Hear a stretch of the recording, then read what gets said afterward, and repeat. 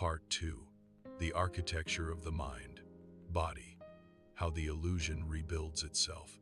In Part 1, you saw something clearly. The body is known. The mind is known.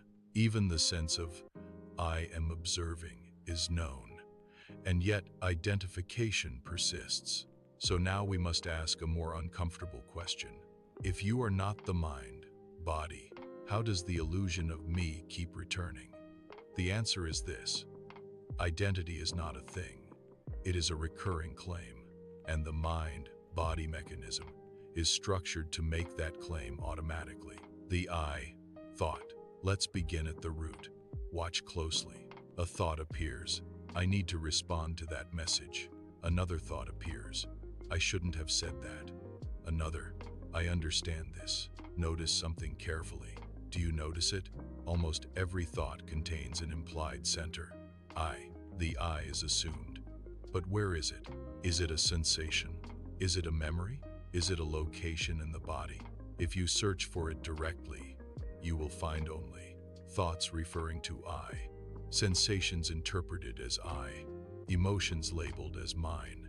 But the I itself never appears as an object. It is always implied. This is the architecture. The mind produces thought. Thought includes reference to I. Ownership is assumed. Identification is reinstalled over and over. Psychological continuity. Now let's look deeper. You say, I have been on this path for years. What is that? Memory. A collection of remembered images and events. Those memories are appearing now as thoughts. They are known, yet they create a feeling of continuity. I have always been this person, but that continuity is constructed. Right now, in this moment, there is sensation, thought, and perhaps emotion. The past is not present as a living entity. It exists only as thought. The person is memory stitched together with narrative. The narrative is believed. The belief creates identity. But structurally, there is no solid person, only present moment experience and mental referencing. This is not philosophy. Look directly. Without referring to memory, who are you? Stay there.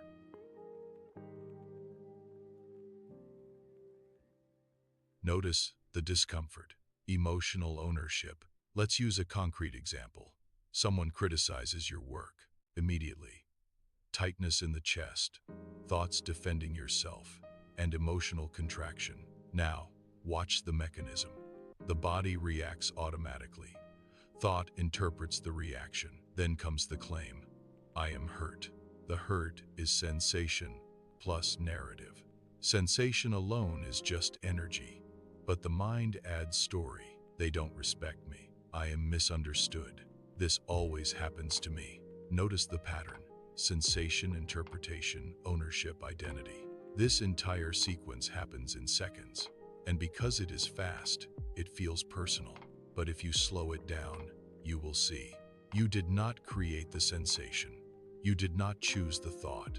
You did not construct the emotional surge. They appeared. So who is hurt? Find that carefully.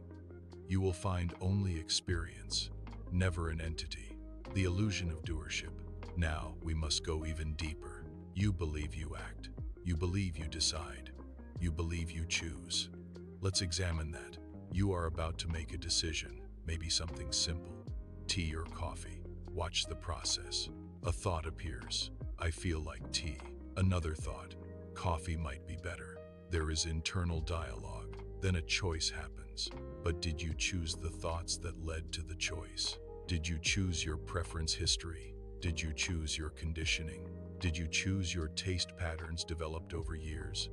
No. The entire decision arose from conditioning interacting with present circumstances. And then the claim appears. I decided. The claim comes after the event. Ownership is retrospective. This is subtle.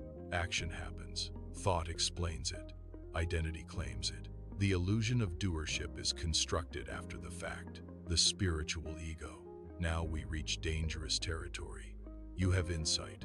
You understand non-duality. You see that you are not the body. But now a new identity forms. I understand. I see clearly. I am beyond ego. This is more refined, but structurally identical.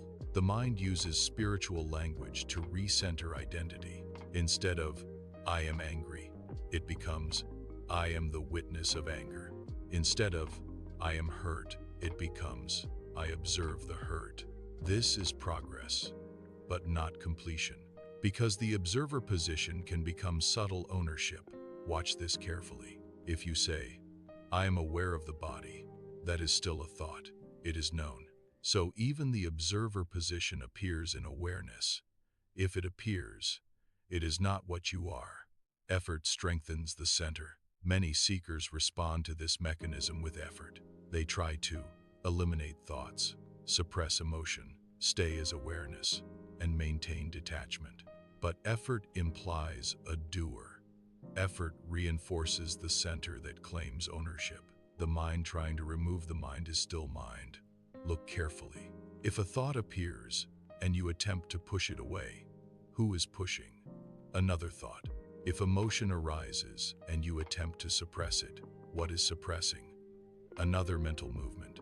The illusion attempts to dismantle itself, and in doing so, it reinforces itself. This is why effort often leads to frustration. Because the problem is not the appearance of thought. The problem is ownership. And ownership is just another thought. Identity is a recurring claim. Let's simplify everything. Identity is not an object. It is not a solid thing. It is a recurring claim attached to experience. Experience happens, then thought says, this is happening to me. That sentence is the illusion. Without that sentence, explicit or implicit, there is only experience, sensation without owner, thought without thinker, emotion without entity. This is destabilizing, because if there is no owner, then there is no personal center. And if there is no personal center, then who is progressing? Who is regressing? Who is improving? Who is awakening? Be careful here. Do not jump to conclusions. Just observe the subtle final move. Even after seeing all of this, something may say, okay, I am the awareness in which all of this happens. That feels stable, peaceful, spacious, but examine it. Is that statement not a thought? Is that sense of spaciousness not an experience?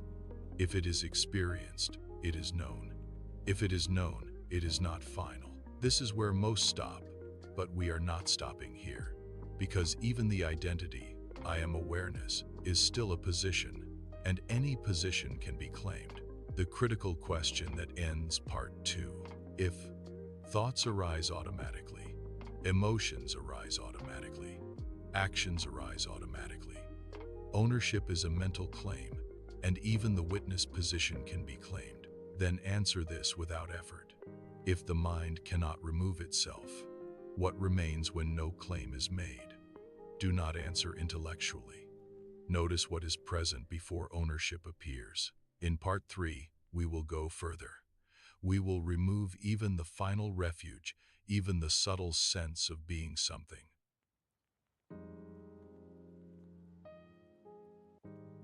Now you see the mechanism. Identity is not a thing. It is a recurring claim. And even the witness position can become subtle ownership. In part 3, we are going further. We are removing even the final refuge, even the idea of being.